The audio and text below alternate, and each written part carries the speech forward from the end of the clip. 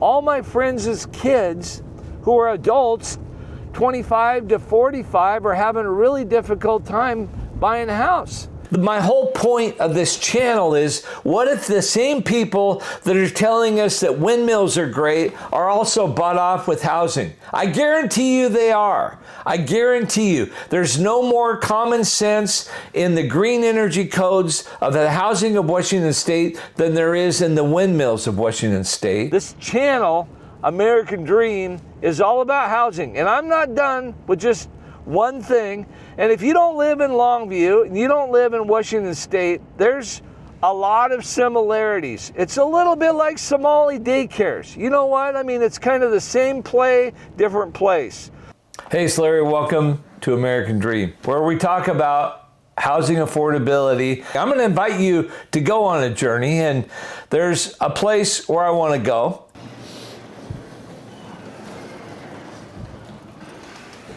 Hey, I'm glad you're here.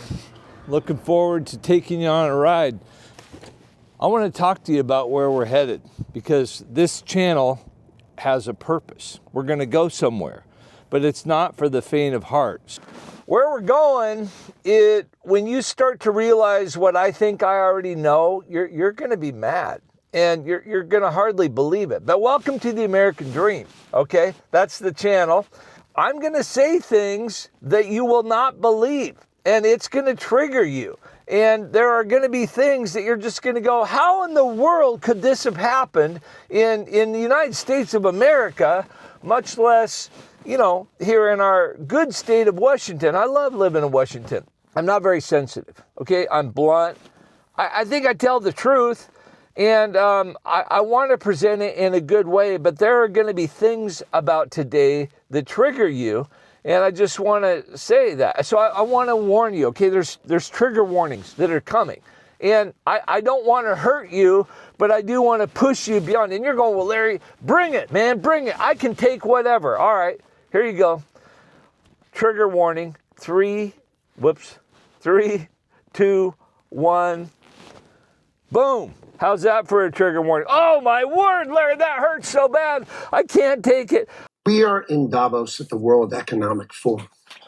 And the Trump administration and myself, we are here to make a very clear point. Globalization has failed the West and the United States of America. Globalization has failed the West and the United States of America. It's a failed policy. It is what the WEF has stood for, which is export, offshore, far shore, find the cheapest labor in the world, and the world is a better place for it.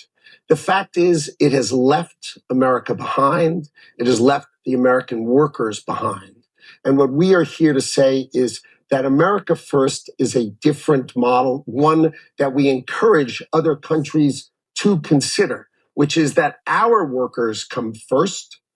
We can have policies that impact our workers. Sovereignty is your borders.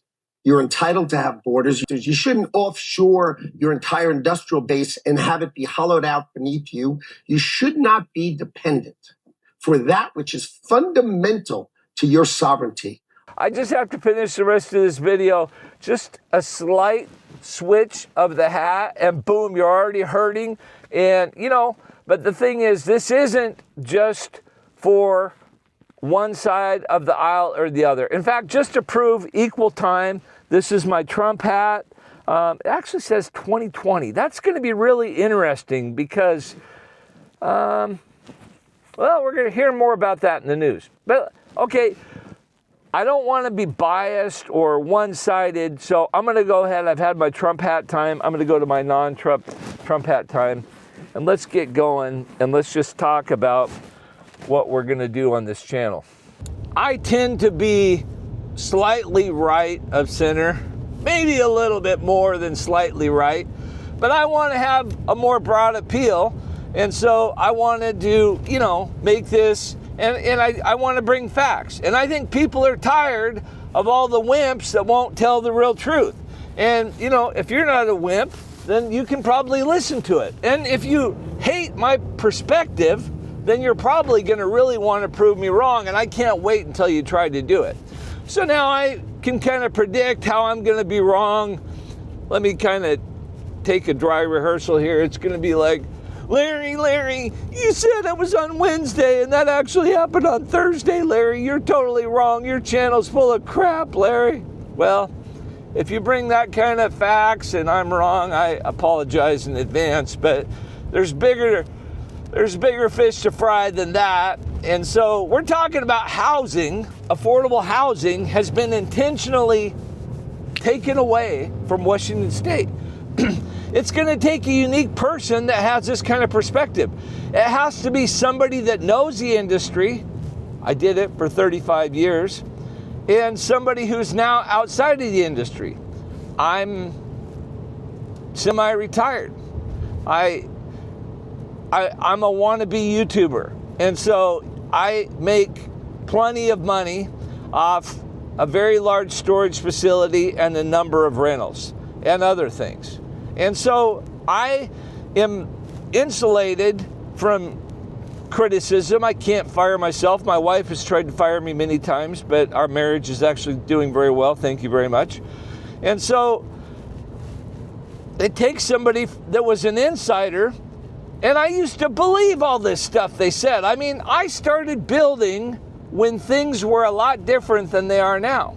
And so what's interesting as you begin to understand what we're going to unwind is that we have insiders of the corporate world that are colluding with government officials, and they're controlling the narrative. And I was a happy tag along early on. When I was first a builder, they said, hey, builders, we're going to take a pound of flesh. And we're like, what? You're changing the building code? We've been building homes 100 years for basically no change. But I was pretty early in the game, so and I'm not saying that all code changes are wrong. I'm just saying that there's code changes that happen, but I wonder why they happen. Right now, at this precise second, a massive shift is occurring beneath the surface of the Golden State's economy, one that is far more dangerous than the typical headlines suggest. The closures stem from a series of interconnected developments in California's regulatory landscape over the past year and a half. Walmart is closing hundreds of locations throughout California. The company has identified over 250 stores that will cease operations, affecting tens of thousands of employees. Hey, now, I don't know where these guys came from, but I do not want you making the irrational assumption that incremental government overreach from California, the way that it's impacting the retail sector, that's wildly different than Washington State and the housing sector. Or is it? You know, there's probably a huge correlation, but I don't want you jumping to conclusions. Please do your own research.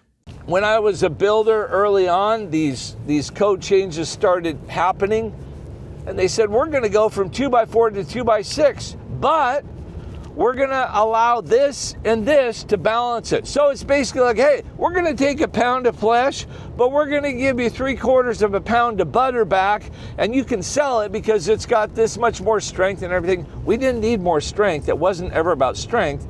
It was about the possibility of increasing the insulation amounts in the future, because you can't give them the whole cup of medicine at one time. You got to offer a teaspoon at a time. Well, it pretty soon became realized to me as a young builder in my 30s at the time that basically every other year it's time to bend over and find out what the government's going to do. Now we're heading down here to my business, and bought this 19 years ago, and I want to take you to my happy place. Yeah, so this is where I've spent a lot of time, out at the old propane tank. People come up, you get to talk to them, you get a big tank like that. So propane became a big part of my business. I would spend a lot of time out here pumping propane, talking to customers, and I heard some fascinating stories. It's really important that this building is the Bonneville Power Administration, and one of the people from there came to visit me one day. This is a story that I experienced. I was out pumping propane, and a guy came over, and right by my storage is Bonneville Power Administration. So they fly helicopters in there. They don't put their name on the building anymore, but that's what it is. And I've known that. I've owned my 9 acres next to them for 19 years. And so it wasn't unusual that somebody from there would come over and want to get propane.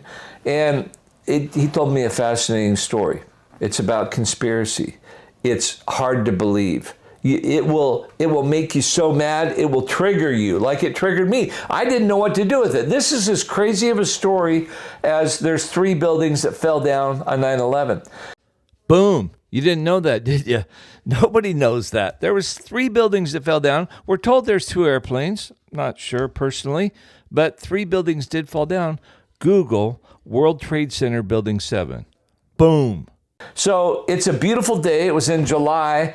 At the time, I was really poor, and I had an $800 sailboat. I loved sailing around on the Columbia River. So many afternoons, a couple times a month, I would get out on the Columbia River, and it was a cloudless day. Wind was really blowing, which it always does, at about 15 knots. Perfect day for sailing. I was so excited about it. I said, man, what a perfect day. He goes, oh, don't tell me that. It's been a really stressful day. I go, well, what do you do? He goes, oh, I work on the grid, the power grid. I go, you do? He goes, yeah, I work for Bonneville. I was actually in charge of the grid today. Really? So what's that mean? Well, I was in charge for my shift. I was in charge of all the dams and how much electricity they were doing. I go, well, that sounds pretty complicated. He goes, it's really complicated. He goes, you know why? And I go, well, I don't know anything about it. It's pretty fascinating. And, you get to talk to people and fill in a couple of his propane tanks. It's a pretty quick story. But I'm fascinated. I've met a lot of people. I've met nuclear engineers. I've met all kinds of people out there.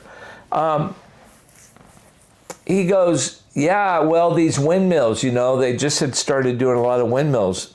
This is about probably 2012 or 2013.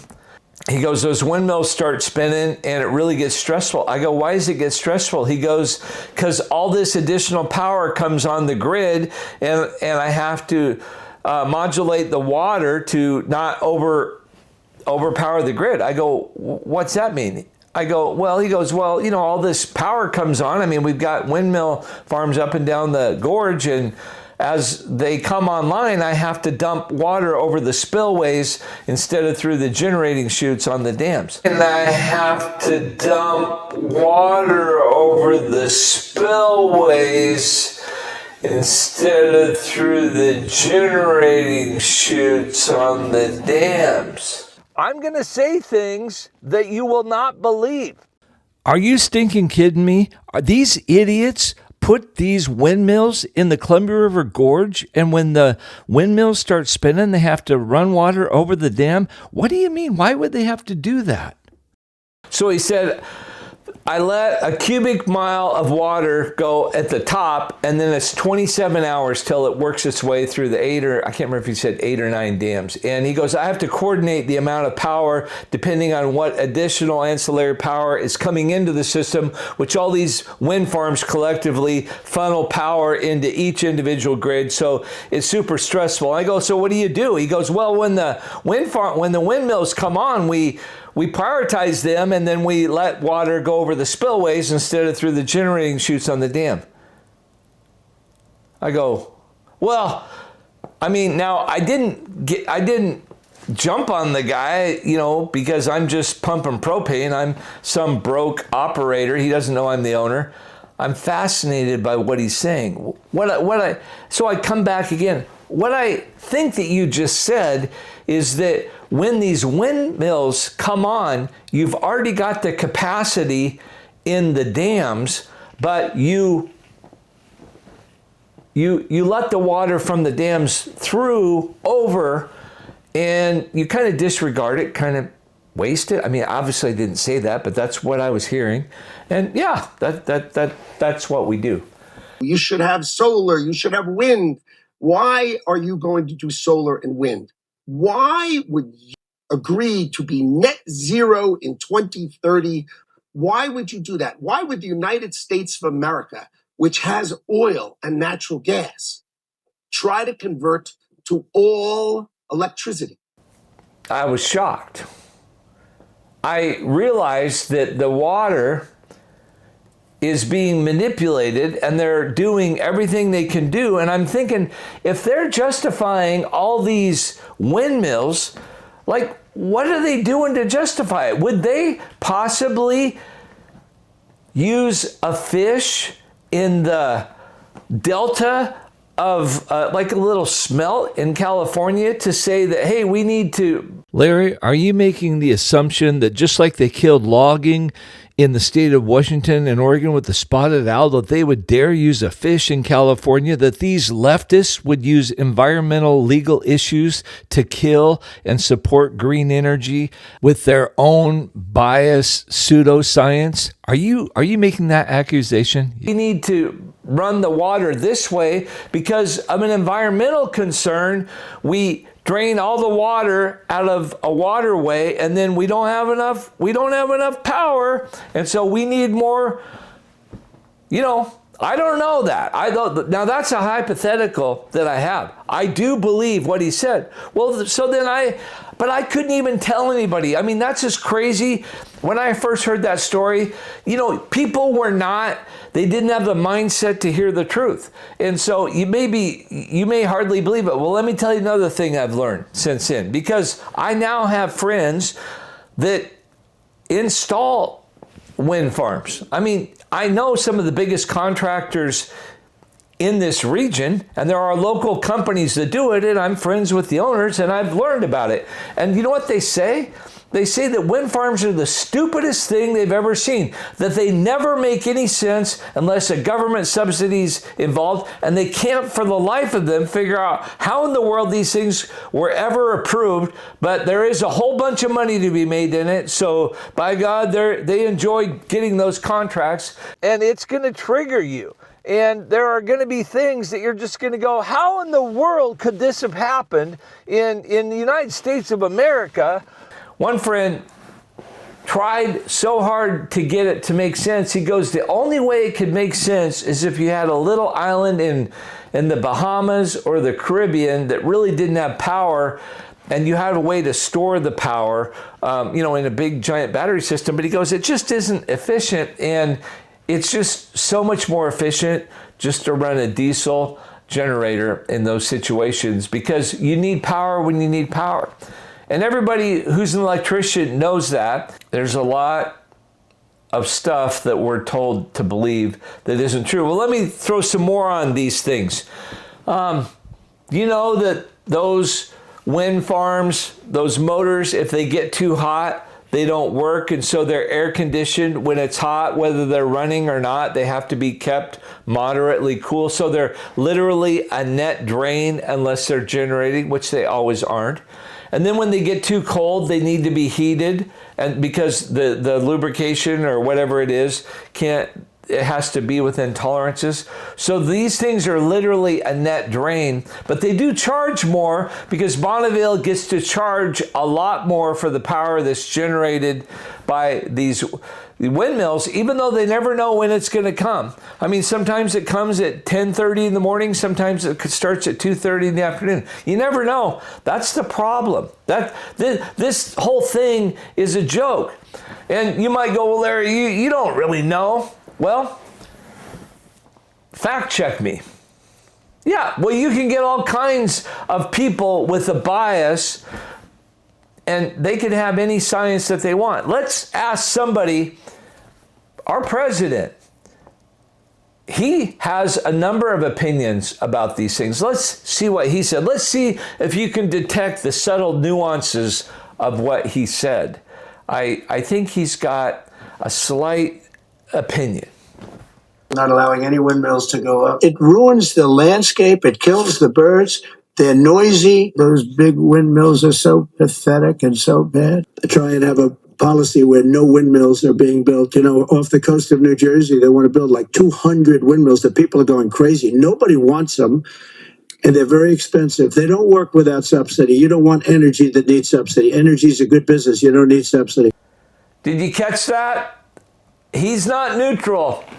He's actually extremely proud that he never wants to approve one. Yet, this is the science. Come on, it's the science. Sometimes it's for the children. This is for the science. Save Mother Earth. So let's build all these things that nobody can recycle. They kill eagles. They're super expensive. They're an energy drain all the time. It's only because of bias government grants that they work that previous administrations would throw money at. They're never American companies. There's enormous profits that are made. They're imported. You know, Larry, that's not very nice what you're saying, because I know people who benefit from those. Exactly. You know who's one of the biggest proponents of wind farms? My town, for Washington and Oregon, is one of the biggest beneficiaries. So there's a whole bunch of people that are saying, Larry, shut your mouth. I don't care what's going on about wind farms. You need to not tell people, because we have one of the... And here we are at the crux of the matter. You won't believe how many people get paid in order to screw the price of housing in Washington. We have one of the closest ports on the Columbia River to the mouth of the Columbia, so they can get up to Longview in a half a day from the ocean because we're so close, and then the roads are not very congested, and so they've got one of the best, most efficient systems at the Port of Longview to help screw the rest of Washington, Oregon, because most of the wind farm propellers are taken in Longview. And so there's a lot of people that don't want me talking about it, because to make this work, you got to get a lot of people that are paid off. Our port makes a lot of money, and our port leaders, other than Jeff Wilson, he's way different than the other two people that are port commissioners, because he's for the good of the country, for the good of the people, but there's a lot of people who are being bought off. So, I don't know. It's hard to believe that there are people who are conspiring behind the scenes, that we've spent billions upon billions of dollars to create energy we don't need, so that we just waste it. I can't even fathom, as I've been thinking about this, what if they just changed the way that they drained the rivers in a way to create not enough water so that they could use science to confirm the need for more windmills. Now, this is conjecture that I had no idea of, but I thought, man, I better look this up if I'm going to be spouting off on this video. And then, holy crap, it's like there's a conspiracy here. I mean, it's another tinfoil hat for my collection, and I can't even believe it. Let me spit some data out that I found out.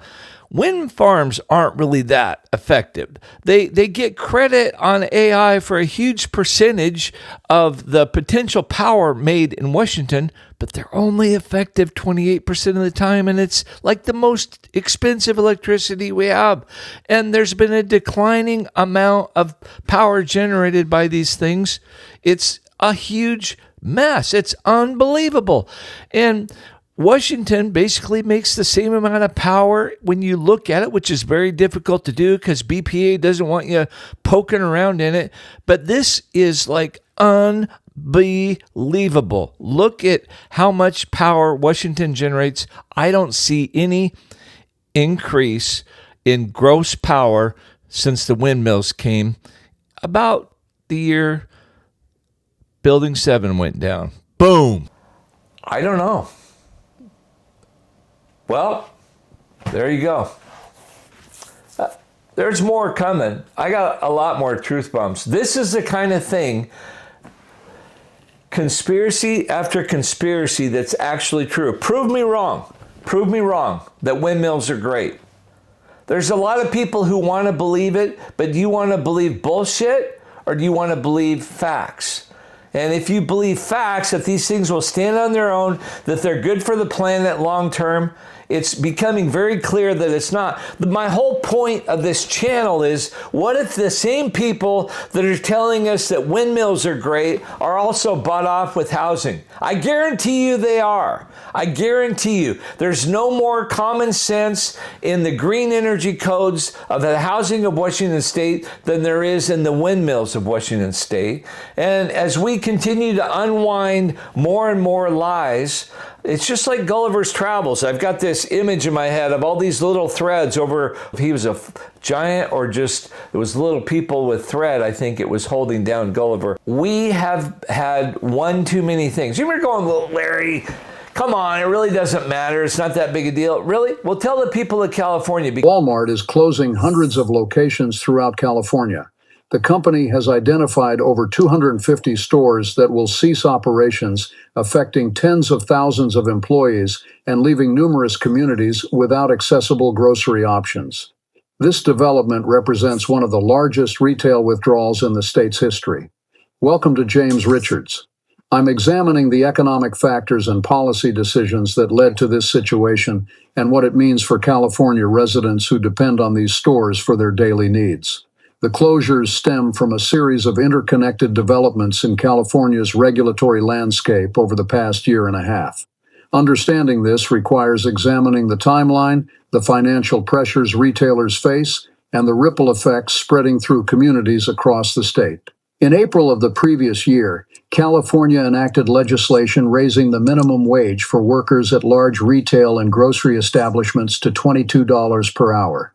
The law targeted companies meeting specific size thresholds, including major chains operating in the state. While proponents argued this would improve living standards for retail workers, the implementation created immediate financial challenges for companies operating on narrow profit margins. Walmart, like most large grocery retailers, operates with profit margins between 1% and 3%. Because sometimes there's that one straw that breaks the camel's back. Well, what are you talking about? Well, I'm talking about Newsom has one too many times come to the trough, and now all of Walmart is moving out of a huge section of California. 250 Walmarts are leaving. And you don't think the people of California are pissed because it's nice to have a competitive shopping store? But Newsom said you got to pay them $22 an hour to work there, and we're not going to enforce the crime. And whatever, just screw you, your big business. We're going to hit you huge for stormwater. There's all kinds of taxes, and Walmart's just saying, hey, see ya, California. Well, you know what? The Washington legislature, it's time for the chickens to come home to roost because they've one too many times gone to the well, and that is just one more reason. I've got another dozen ones that are coming. I've also got an experiment that I want you to push because let's use science back and prove, and let's test. I mean, I remember science from 7th grade. You get a hypothesis and you get to test it, and science needs to be redundant, and you need to be able to look at it from different ways, and you prove the hypothesis true or false. I want to prove the hypothesis that they've thrown out the gauntlet, but guess what? It's totally illegal. I've been talking to leaders in our legislature. I've been talking to leaders in my city. And the dirty little secret is they all want to see me get to test these for the economic output, but I can't. It's illegal. I own the land. I have the plans. I want to build some homes. 3 identical homes. So I want to build 3 homes that are all the same on the outside, one with 1995 rules, one with 2005 rules, and one with current rules. I'd like to see if these codes really do make a bunch of difference, and they will to a degree, but at what cost? Thomas Sowell, famous conservative, has 3 great questions to ask when the left proposes these crazy ideas. The first is compared to what? What level of energy savings do we need to have? Do we need to have the same science that windmills do? The second is at what cost? That's the big question because these stupid energy rules are made with no consideration of cost. And the final one is, what hard evidence do you have? We always hear, trust the science. Let's test the science. Here's the thing, the left is not used to the conservatives going on offense. Let's test the science. Let's build these homes and see what happens. Yeah, so what if the Bonneville Power Administration absolutely knew 100% that those windmills weren't going to be effective? What if they knew that they were all going to be built in China and they weren't going to, there's no American competitor for those things? They're 100% all imported. And I know friends who have tried to put them that are very, very rich people, like $100 million rich, and they have looked at the numbers and they just scratch their head. They're like, these things don't make any sense. And if they don't make any sense outside of total all-out government subsidies, because if you talk to anybody that knows, you know. And this is the kind of video, this channel, American Dream, is all about housing. And I'm not done with just one thing. And if you don't live in Longview and you don't live in Washington State, there's a lot of similarities. It's a little bit like Somali daycares. You know what? I mean, it's kind of the same play, different place. It's not alone in Washington. It's in California, it's in Oregon, it's all over the East Coast. That's what I think. I'm no expert, but I have traveled to nearly every state and most every state as a builder, because I've been trained with some of the best and biggest builders, as I've been in peer programs with the National Home Builders for a bunch of years. So I might live in a little town, but I used to hang out with the big boys, and it's kind of shocking the way it is. Maybe next time we'll talk about why the big boys all keep quiet, because when you're on the gravy train making as much money as you do when building times are good, you don't really want to make a video like this and let people know how you have to kind of support the common cause, and you got to kind of keep your mouth shut. You can't really talk the way that I talk, because it'll kind of screw up the gravy train. You know what I mean? But I'm going to be honest, and I want to see my grandkids have some hope of having a house. All my friends' kids who are adults, 25 to 45, are having a really difficult time buying a house. And so many of you people who don't understand what's going on thinks that's an accident. You actually believe it's an accident, so that's why we need to go back to a government that serves the people and doesn't serve themselves. I think exposure is coming to in tremendous ways in Washington, D.C. and Olympia, and I think we need to rethink who's serving who. And we need to have affordable housing, and we need to have our leaders serve us.